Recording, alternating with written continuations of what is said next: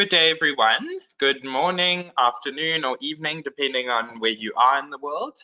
And welcome to the 10th webinar in our local and subnational government information series. We are really thrilled to have you all in attendance and to gather together virtually today. Given the current context and acknowledging that COVID-19 has probably affected everyone in attendance in one way or another, it's wonderful that we can still gather on these important topics and make use of these virtual platforms to do so. So thank you for joining us. We're really looking forward to the webinar ahead. And today we are going to be looking at some reflections from the second meeting of the open-ended working group from the local and subnational government constituencies perspective. So let me start by introducing myself.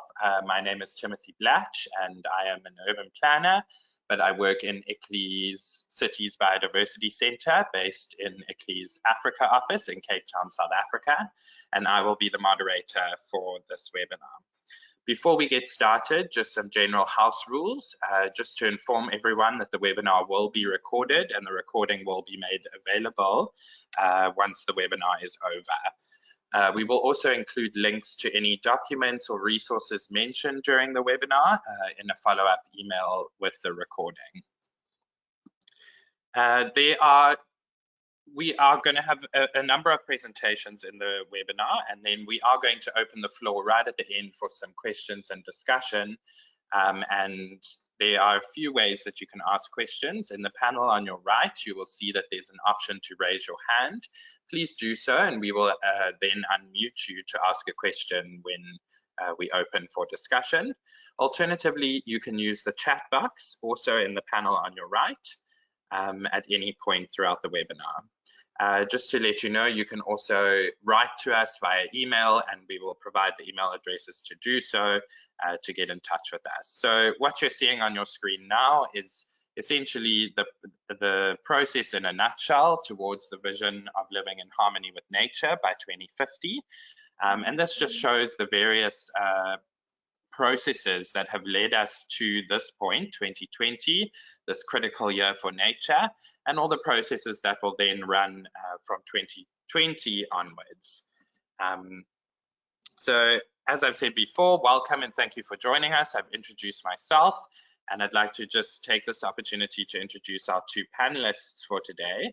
Neither of them are strangers to this webinar process, and both of them have presented many times before. But we're really privileged to have Ingrid Coetzee with us, and she is our Senior Manager at ICLEI Africa and also in the Cities Biodiversity Centre. And Ingrid has had a long career in all things nature-based solutions, biodiversity, a focus on environmental law. And Ingrid, we are really privileged to have you talking with us today. We also have a presentation by Harriet. She was live in this morning's webinar. This afternoon, she's unable to join us physically, but we will play the recording from this morning's webinar of Harriet's inputs. And Harriet is a professor of geography at both Utrecht and Durham universities, and she's also the coordinator of the H2020 Naturevation project. So we are lucky and privileged enough to work with Harriet on quite a few fronts, and it's always wonderful when she's able to join us and provide her insights and perspective as she will today. So just to run over the agenda very quickly, I've already covered point one. I will hand over to Ingrid in a second, and she will give some feedback from the Sao Paulo Bio22 event that took place in February, very shortly after our previous webinar. And Ingrid will also give some feedback on the process around the second meeting of the open-ended working group, and will provide an overview of the statements that were made and how our constituency was represented there in Rome. And then I will play a pre-recording of Harriet Balkley, and she will also give some reflections on what this means in light of the draft Global Biodiversity Framework in terms of the action agenda and where we are in terms of overall implications for the local and subnational government constituency. Thereafter, I will hand back over to Ingrid, who will talk a little bit about the process going forward in light of the COVID-19 global pandemic, what this means for our timeline and roadmap, before we open the floor for some questions and discussion at the end. So just to mention that ICLEI is the focal point to the 3 Rio conventions on behalf of the Global Task Force of Local and Regional Governments. And one of these conventions is the CBD, which is very much the process that we're talking about today and in this entire webinar series. So what you can see on your screen now is the series for the year. So that we have monthly webinars where we keep the constituency and our partners up to date. And these are the dates for the rest of the year. And all these dates are available on our dedicated platform, which we will also share the links to and make available. We encourage you to please register for the remaining webinars and for the upcoming webinars to get them into your diaries, and we really thank you for joining us in this really important process. So without further ado, I'm going to hand over to Ingrid, and as I've mentioned, she will give us an overview of the Sao Paulo event as well as Open-Ended Working Group 2. So over to you, Ingrid. Thanks for joining us. Thank you very much, Tim, and greetings to everybody from Cape Town. I'm going to start, Tim, if you can move to the next slide, talking about the Bio22 event. And just to locate ourselves along the timeline, you'll see if the timeline spanning from the left of your screen to the right. We started in 2019. We're about a quarter of a way in 2020, where that red star is, and the 2 events that I'm talking about are to the bottom of the line. The one is the Sao Paulo event, the small circle at the beginning, just under 2020, and then Open-Ended Working Group 2, which is just below the red star. So if you can move on to the next slide, please, Tim. So the Bio2020 event, which was held in Sao Paulo, Brazil, in the first week of February, was a very important milestone along the global advocacy roadmap for local and subnational governments, in that it was a gathering of all levels of subnational government within Brazil. The original idea had been that we wanted to also involve cities and subnational governments from other Lusophone countries, but because at that time in the early February there was already concern around the spread of the COVID virus, and people were concerned about travel restrictions, etc. We didn't have Lusophone countries represented, but we had a very good representation from Brazil and from South America. So this event was hosted by a number of organizations, including ICLEI, specifically our South America office, the Sao Paulo state government, Regions 4, and it was also an event that was supported by the Post-2020 Biodiversity Framework Support Project, which is coordinated by Expertise France. And there were a range of other Brazilian institutions across different levels of government that supported the event. You can see they are listed there, including the GIZ, Konrad Adenauer Foundation, etc. It was a really big event of more than 200 delegates, and this consisted of high-level representation. For example, we had governors, mayors, heads of institutions from all of the different Brazilian territories, as well as municipalities, states, the metropolitan regions, as well as biosphere reserves, which are an important institution in Brazil. And besides the government representatives, there were representatives from the private sector, from academia, civil society, as well as the youth and traditional communities. The aim of this particular event was to formulate and consolidate the Brazilian perspective on key points related to the post-2020 Global Biodiversity Framework. Next slide. Now, there were several important outcomes from the event, and the most significant of this was the signing of the Carta de Sao Paulo, which is a document that is in the form of a letter or carta. And this was signed by Marcos Penido, who is the Secretary for Infrastructure and Environment from Sao Paulo State Government, and supported by all of the delegates attending. And it is significant in the sense that it highlights or it calls for three major things. In the first place, it calls for reinforcing multi-level integration in the post-2020 Global Biodiversity Framework. And it strongly recommends that the CBD parties revise the existing plan of action for local and subnational governments that was adopted in 2010. And in this regard, the third main call coming from this Carta is that it calls for an improved and stepped up plan of action that has a specific mechanism for local and subnational engagement in the implementation of the Global Biodiversity Framework. And this is really important given the context of Brazil, but also the whole wider CBD process, because it's the first time where we see some real strong calls and ambitions being made by the local and subnational government constituency. And you'll see on the right-hand side in the photograph there, we have representatives up on stage of some of the major institutions and support institutions, and the gentleman on to the right hand of the picture that is holding up the book is actually a carta, is Marcos Penido, who is the Secretary for Infrastructure and Environment. This is taken just after he signed it. Move on, please. Next slide.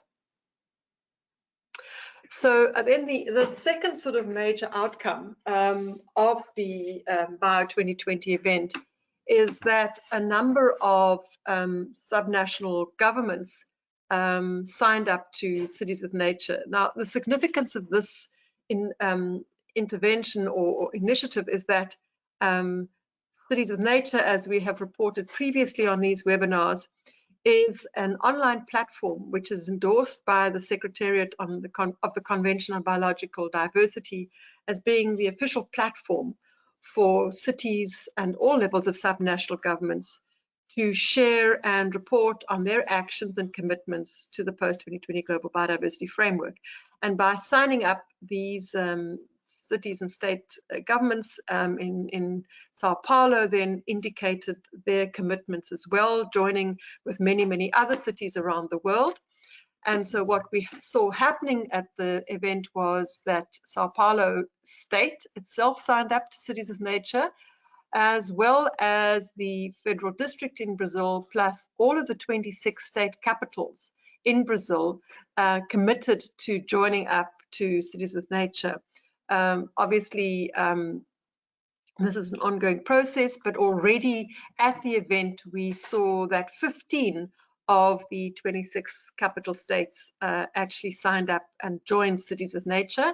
And you see they are listed there on the screen. If we can move to the next slide. So we move on now to the Open-Ended Working Group 2 meeting.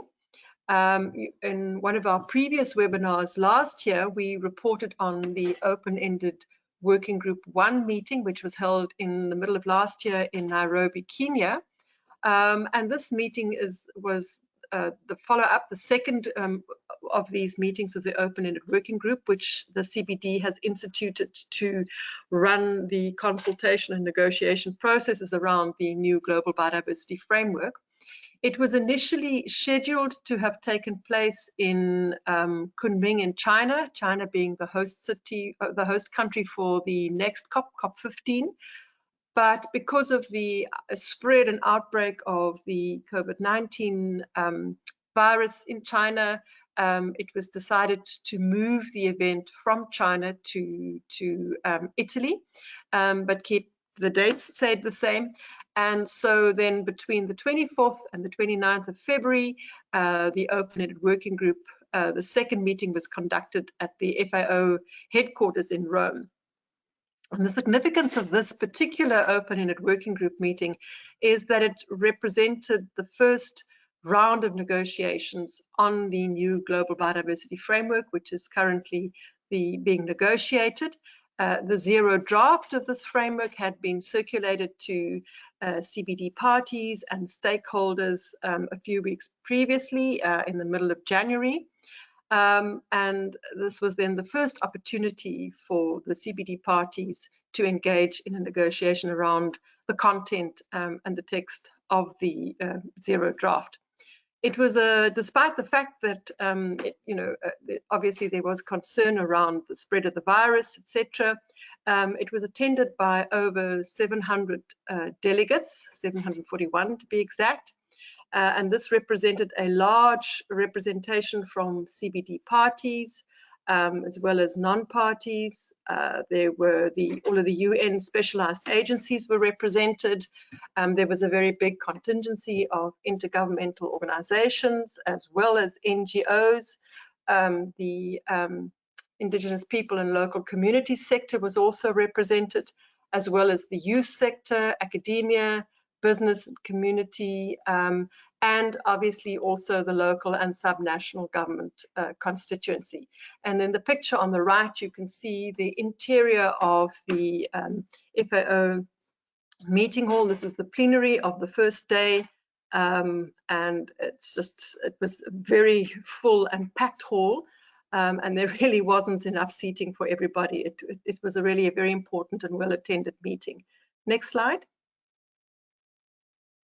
So to get back to the representation of the local and subnational government constituency, it was very well represented by the major networks. That included ICLEI, Local Governments for Sustainable Development, specifically the Cities Biodiversity Centre, then also the European Committee of Regions, the Advisory Committee on Subnational Governments and Biodiversity. This advisory committee is coordinated by Regions for Sustainable Development and the Government of Quebec, and also the group of leading subnational governments towards Aichi biodiversity targets.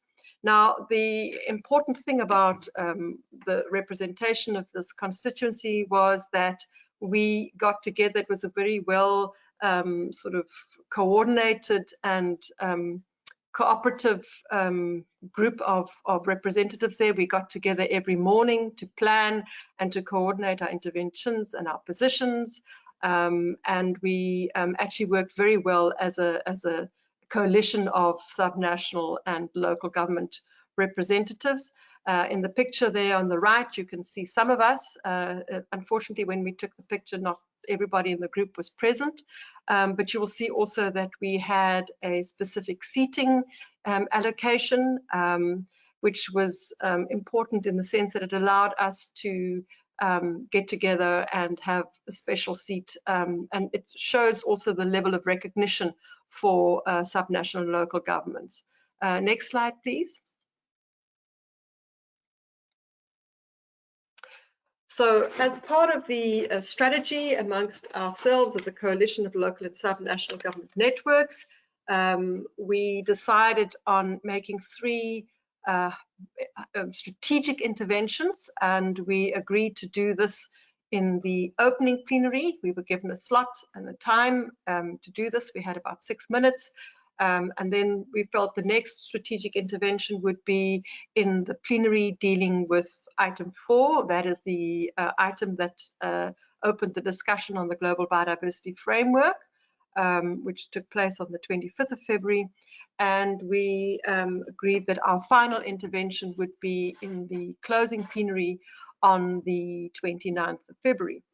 And as part of the sort of collaboration and cooperation amongst ourselves in the coalition, we agreed on the text of each of these interventions. We drafted it together, and then we, in the third place, also agreed on who would read the particular statement on behalf of the local and subnational government constituency.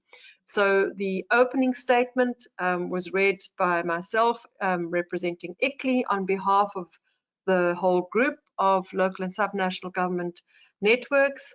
and then Jean Lebier from Quebec, and a representative of the Advisory Committee on Subnational Governments read the second statement, and the closing statement was read by Hiroko Mizuno from IFIC Prefecture, also representing goals on the in the final closing plenary.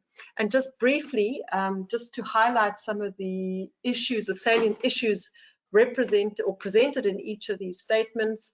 In our opening plenary, we reported on what we had done to date and our commitments and our ambitions, and we focused on appealing to the parties to strengthen existing mechanisms and implement previous commitments, but obviously also to strengthen the role of local and subnational governments. And we encouraged them to, for example, report and commit to reporting their ambitions and actions, and to using cities of nature and the future regions of nature platforms. And we also referred to other mechanisms such as the Singapore Index on Cities Biodiversity. In the second statement read on the Global Biodiversity Framework, we basically summed up some of the salient points that have been made by ourselves as a collective, but also under our individual network affiliations on the Zero draft, and we highlighted how we felt it could be improved to more efficiently and effectively reflect the contribution and role of local and subnational governments in the new global biodiversity framework. So, for example, we talked about some of the action targets and some of the other measures.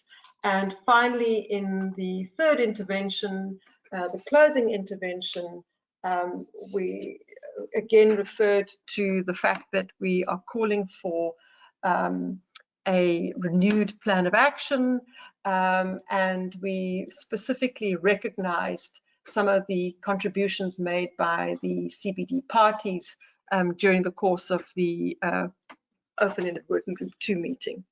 You can move on to the next slide, please. So I think one of the important things about the Open-Ended Working Group 2 meeting is that while there definitely was a level of concern and to some extent disappointment about the ambition maybe not being clear or strong enough, and certainly still a lot of uncertainty and vagueness around how a lot of the detail would be articulated, and people felt that there wasn't enough clarity around what was meant by transformative change, and some of the targets were too vague or too open-ended. We did see that insofar as reference to the role and contribution of local and subnational governments, we saw a tightening of the wording. So in the first open-ended working group in Nairobi last year, there were several, I think it was about 17 or 18 CBD parties that made some reference to the role of local and subnational governments, but these references were quite tentative. And what we saw at Open-Ended Working Group 2 was, although there was a smaller group of countries that made statements around local and subnational governments, those statements were far more specific and far more ambitious in terms of what they were asking. And this is particularly the statements made by the EU, the UK, Japan, Mexico, Singapore, Argentina, and some others, where there was a clearer call for participation, active participation, and not just recognizing local and subnational governments, but actually calling for participation by these levels of government in the implementation of the new framework. So, for example, on the Thursday the 27th, the fourth plenary session, which dealt with specifically sections E to H of the draft Zero Global Biodiversity Framework, And these sections cover issues such as solutions for implementation, mainstreaming, enabling conditions, transparency, outreach, etc. There was a very clear call, intervention made by the UK government, in which they were proposing a new point should be added to the enabling conditions section, which specifically makes reference to active involvement of subnational governments, cities and local authorities, and the recognition of their devolved responsibility for implementation of the framework. And this is the first time we were seeing this level of detail and specificity coming out in statements from countries. Likewise, Japan called for involving the relevant regional instruments, subnational and local governments in implementation, and they supported the points made by the UK government. And similarly, we got strong statements coming from the EU, Singapore, Argentina, and Mexico. We unfortunately don't have enough time in this webinar to go into all of these specificities, but it really was, I think, significant to see that countries are becoming a lot clearer in terms of what role they foresee for subnational and local governments. Next slide, please. So, for example, the Friday, there was a contact group session, which focused on tools and solutions for implementation and mainstreaming. And this dealt with target 13. And we saw there very clear statements being made by the CBD focal points from Canada, Argentina, and Mexico. There was a very lively discussion during that contact group with a number of text proposals being discussed and refined. And the majority of these made a very clear reference to local and subnational governments. And the co-lead of the contact group summed it up by asking parties to consider a specific wording, which is captured on the slide there. And essentially, this is a recommended amendment of the version that was captured in the draft 0, which, if you read it, you'll see it says, integrate biodiversity values into national and local planning, development processes, poverty reduction strategies, and accounts, ensuring by 2030 that biodiversity values are mainstreamed across all sectors, and that biodiversity inclusive strategic environmental assessments and environmental impact assessments are comprehensively applied. And I think something else that stood out from the discussions on implementation and mainstreaming is that there was a recognition from the CBD parties that within the long-term approach to mainstreaming, there is also a goal that is very similar to this action target. And specifically that mainstreaming is an important means for implementation and should be a key priority for GBF. We can move on to the next slide, please.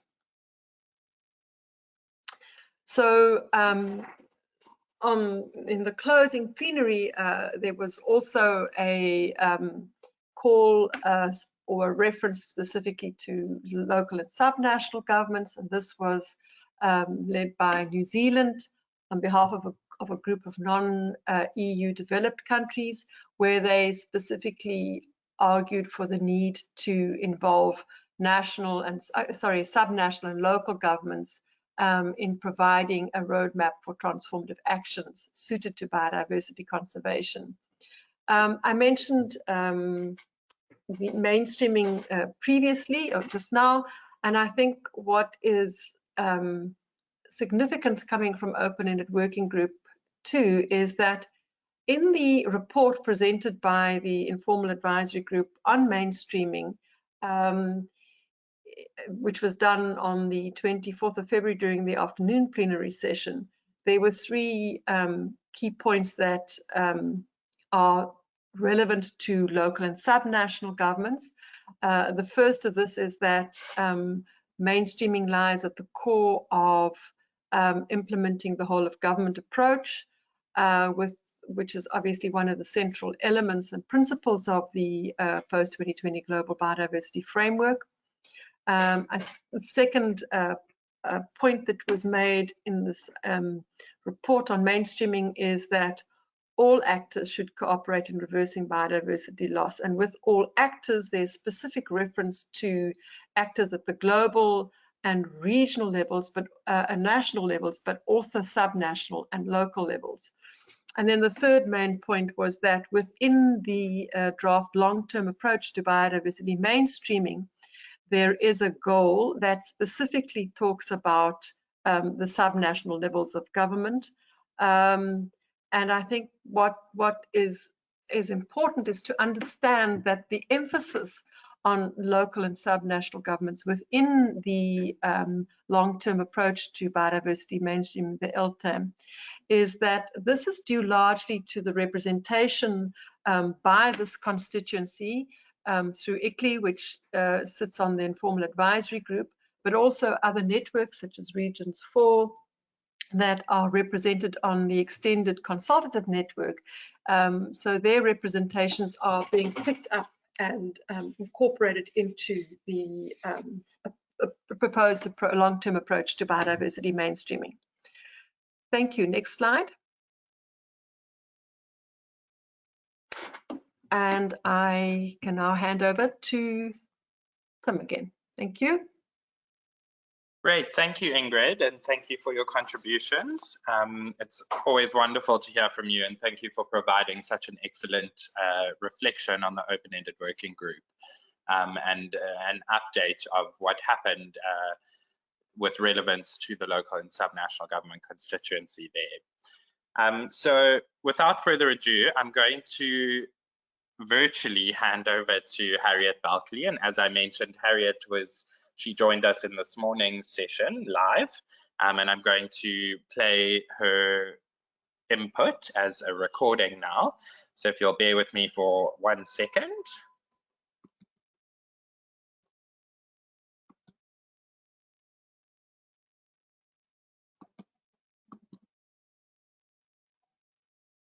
Thanks very much, Tim, and thanks, Ingrid, also for giving us such a great overview of the overall process. So, yeah, what I wanted to do is just share a little bit of my perspectives on where we got to with the city's agenda at the end of the meeting in Rome. And next slide, please, Tim.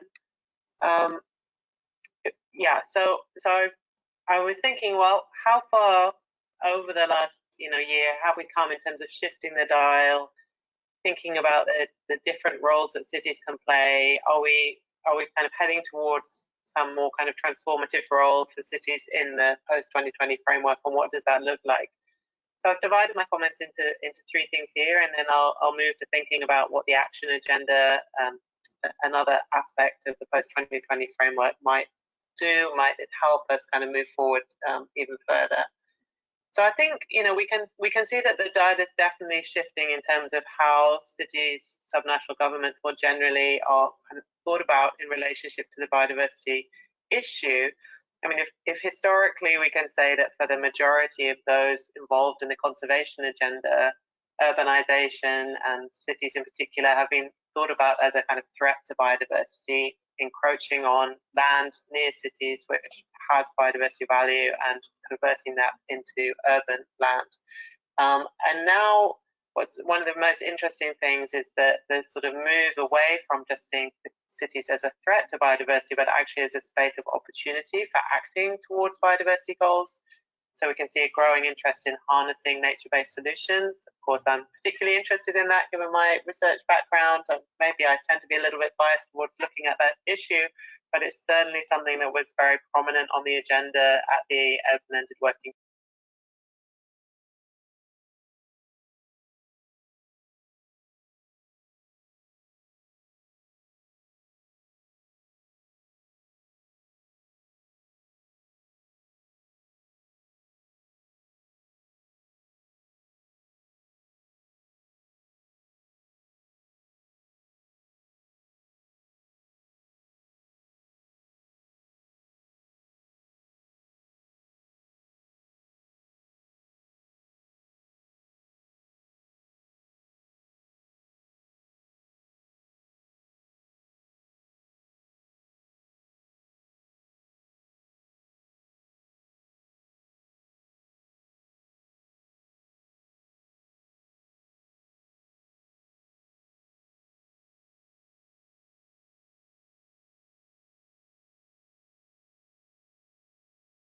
that the convention and the framework, and if you like, the narrative around it is still struggling with, is how to show cities that biodiversity is an opportunity for them.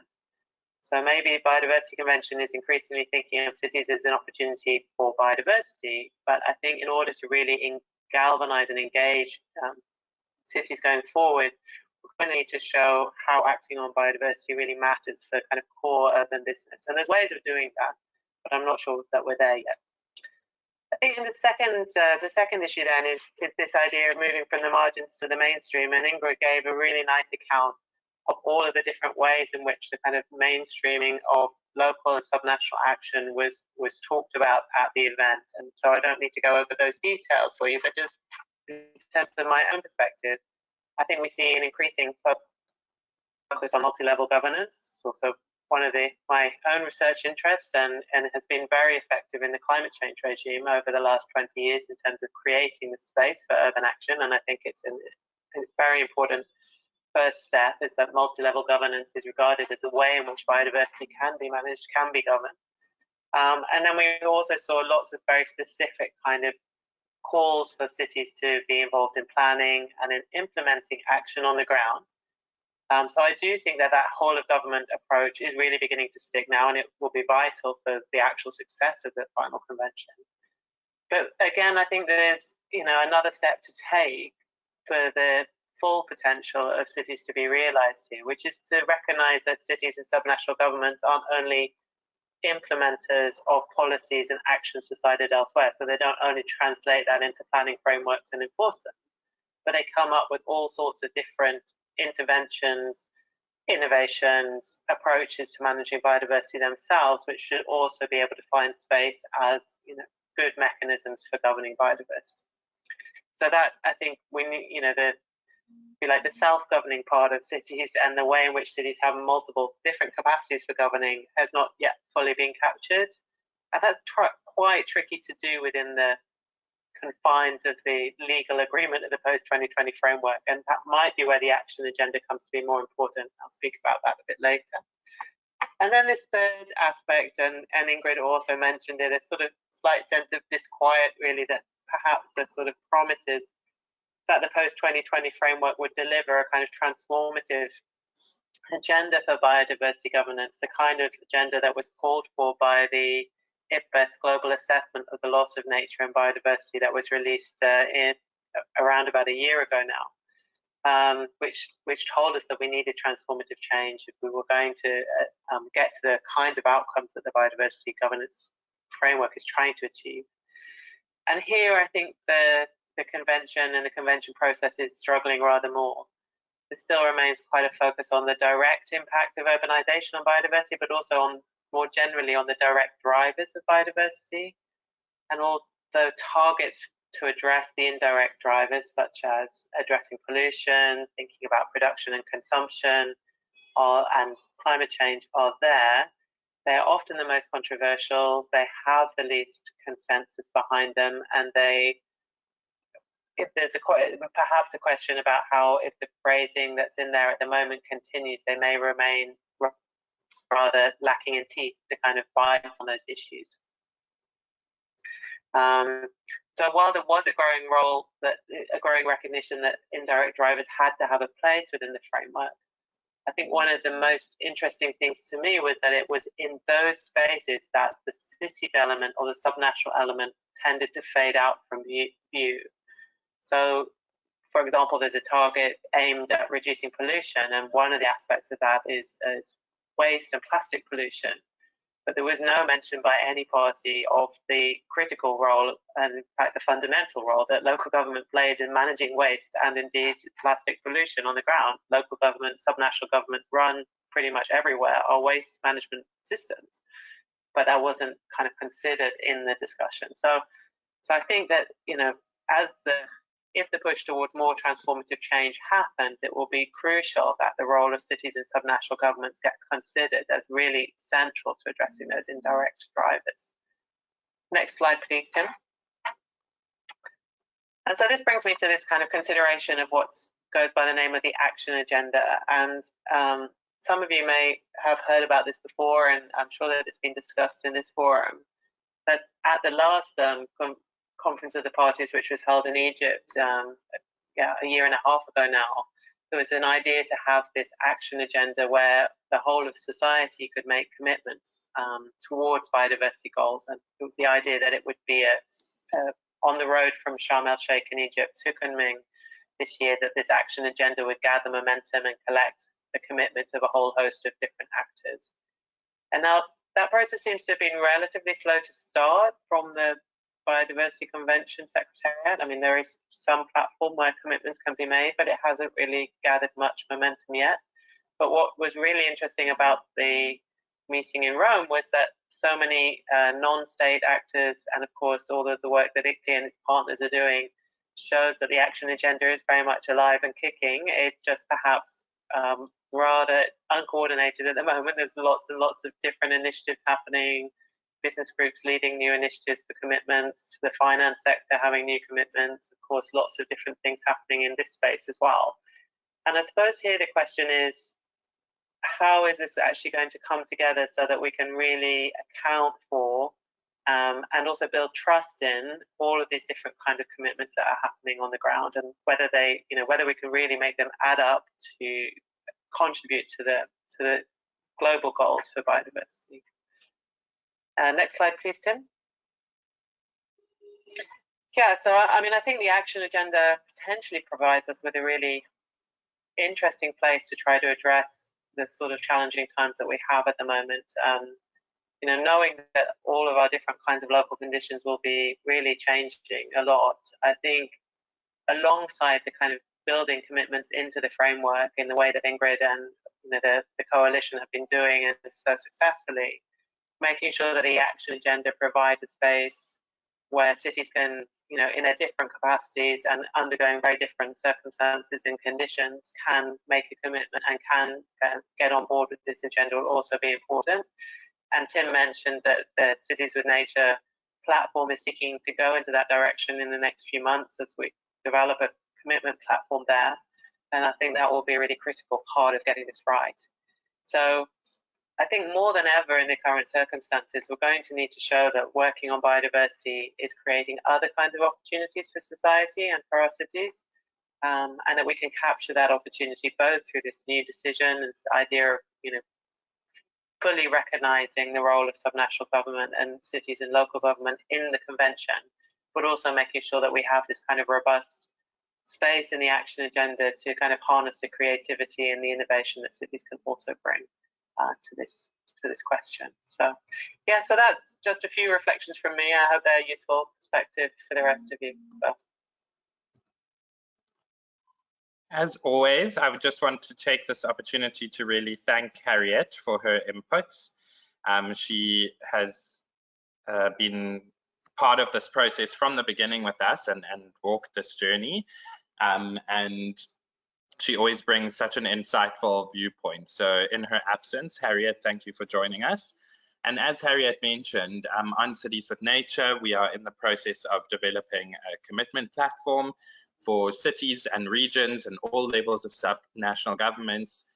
This commitment platform is in line with the draft of the global framework and makes an attempt at translating those goals and targets into urban actions where cities and regions can make various commitments and set targets that will form the basis of a really robust and exciting monitoring and reporting system that will all happen on Cities with Nature. So for those who are joining us on the call who are representatives of cities, I just want to quickly take this opportunity to invite you to join us, to register on Cities with Nature, and to really join the journey and be a part of this exciting space.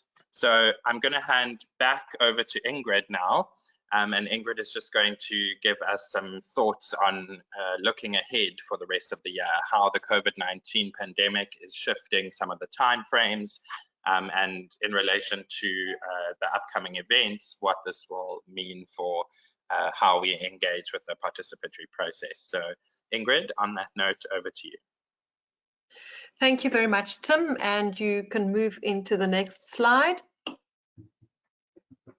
I think the issue is that, yes, the pandemic has certainly affected the negotiation and consultation process in that we've seen some of the milestone events having to be shifted on in time.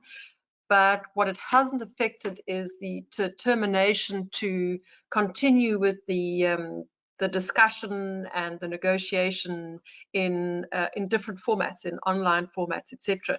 So if you look at the timeline, you'll see to the right of that red star, which is where we are currently, you'll notice on the top line, there are a couple of events. The first is the one I'm going to focus on just now, and that is the thematic workshop for subnational, regional, and local governments, which is going to be taking place virtually through online platforms from the middle of April to the middle of May.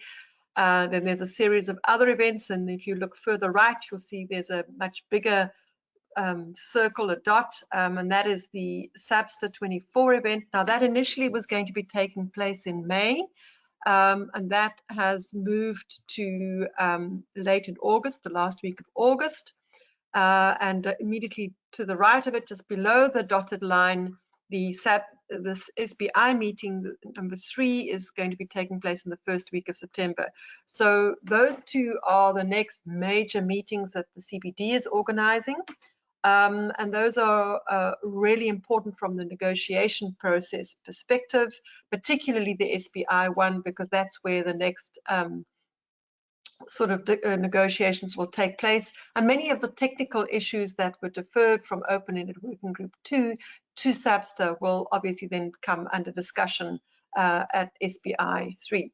If you look to the left of that SBI 3 dot, you'll see the IUCN World Conservation Congress. That is still scheduled for the second week of June.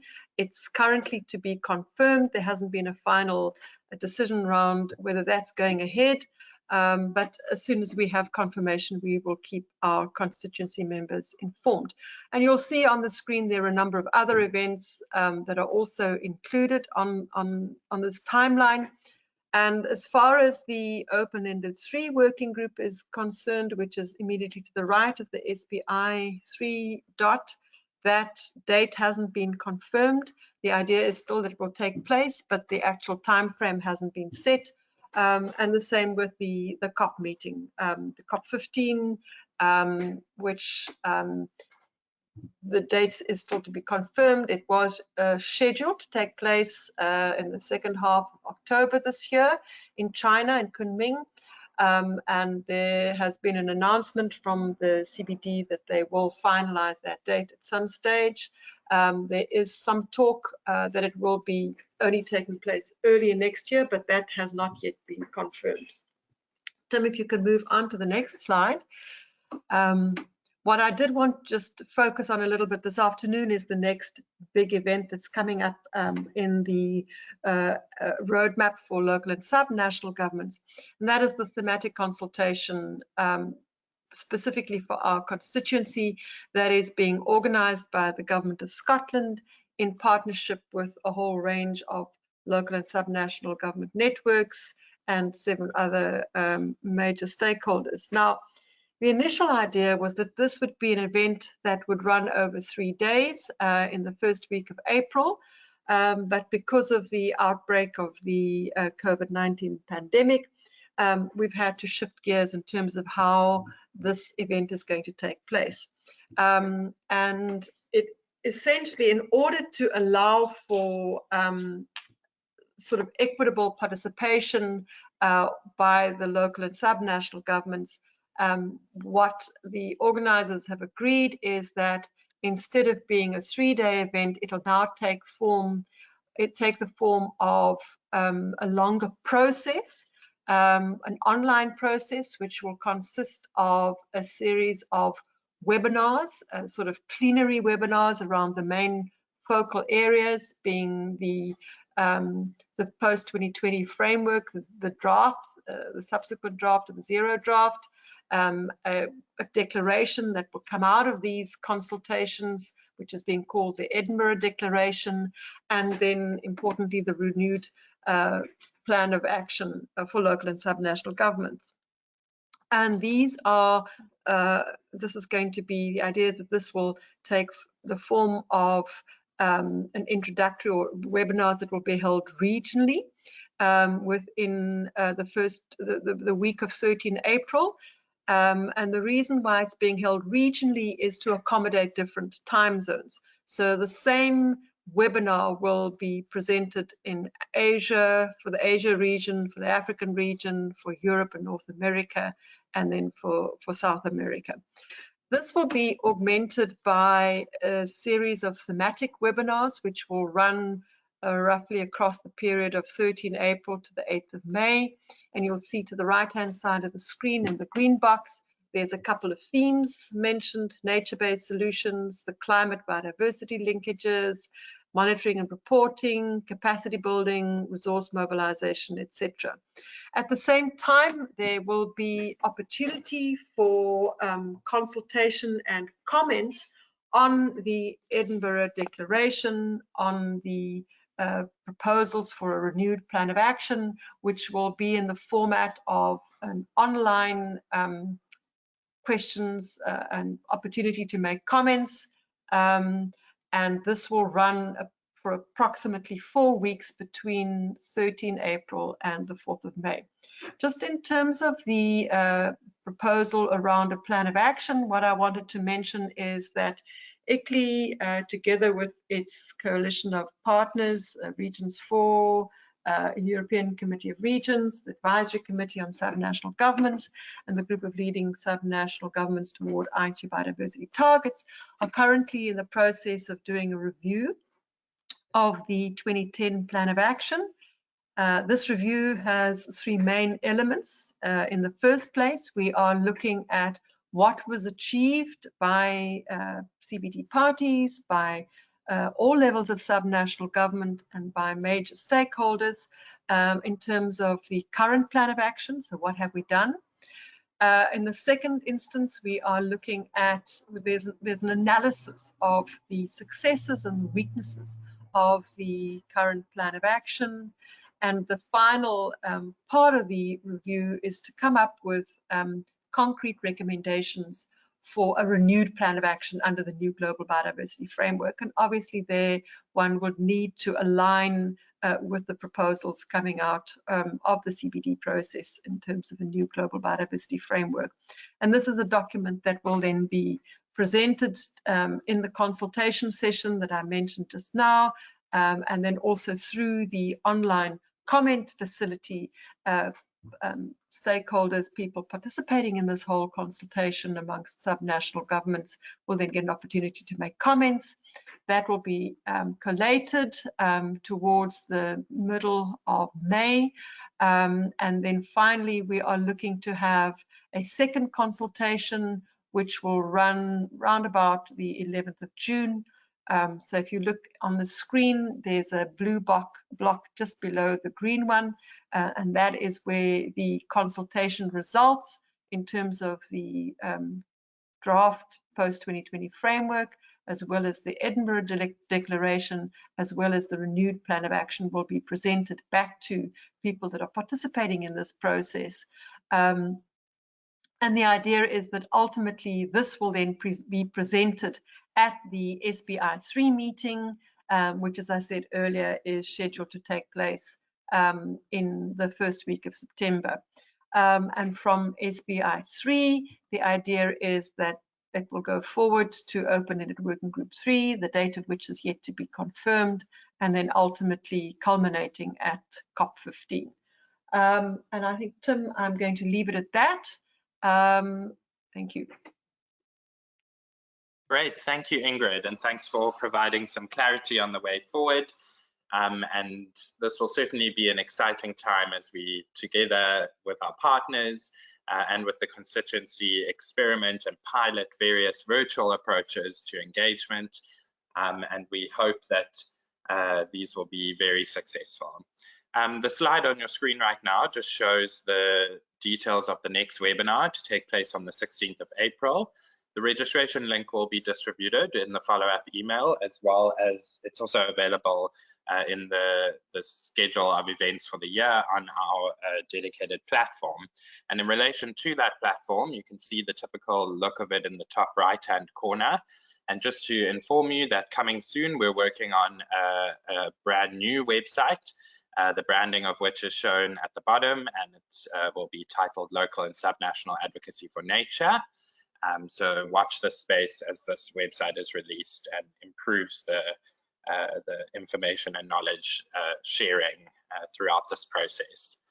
So it's at this point in the webinar that I'm going to open the floor for any burning questions. I realize we don't have much time left, but if there are any questions, you can either raise your hand using the panel on the right, and we can unmute you, or you are welcome to type the question in the chat box.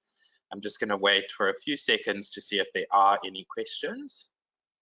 And the floor is now open. If anyone would like to make an input, please raise your hand on the right.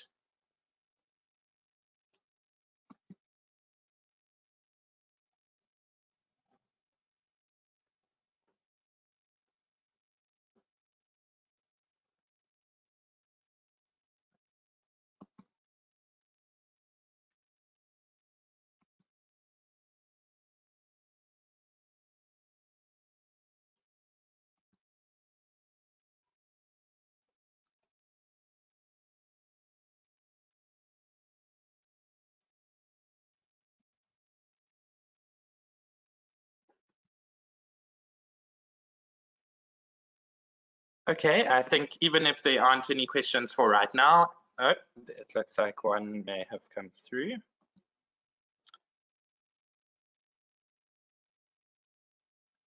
Ingrid, there's a question from Sunandan. He said, thanks Ingrid, very insightful. Which point or points would we now critically focus on as we move forward? I don't know if you'd like to respond to that quickly, Ingrid. Yes, just briefly, I think the main focus now going forward is to articulate what it is around the plan of action. As I said, the concrete recommendations that need to be made and taken up for a renewed plan of action. And there's a couple of things there. There's obviously the content issues. What would the new plan of action look like in order to strengthen the role of local and subnational governments to be active participants in the implementation of the Global Biodiversity Framework? But at the same time, there's also the process of how does one get this through. And then I think the second point of action or the point of focus is obviously going to be responding to the next version of the Global Biodiversity Framework, the one that will come out now following the Open-ended Working Group 2 consultations, and we just need to wait and see what comes from there. So I think those are the two things. The one is, specific comment in terms of the next version of the Global Biodiversity Framework and all its elements and components. And then the other one is focusing on the plan of action, the renewed plan of action under for the next decade. Great, thank you, Ingrid. I'm just going to, if there's any other burning questions, I'll just wait for a few seconds before we close.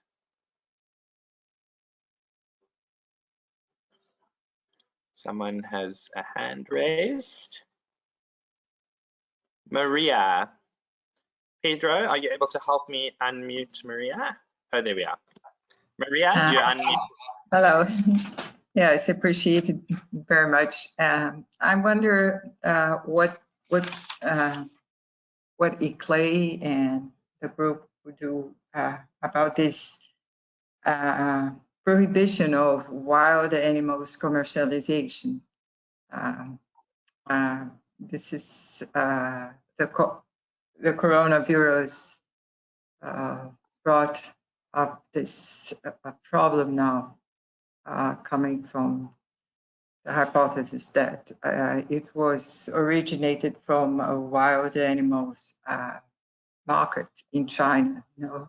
So what's the position of ICLEI and Secretariat and the city's Biodiversity Center regarding this?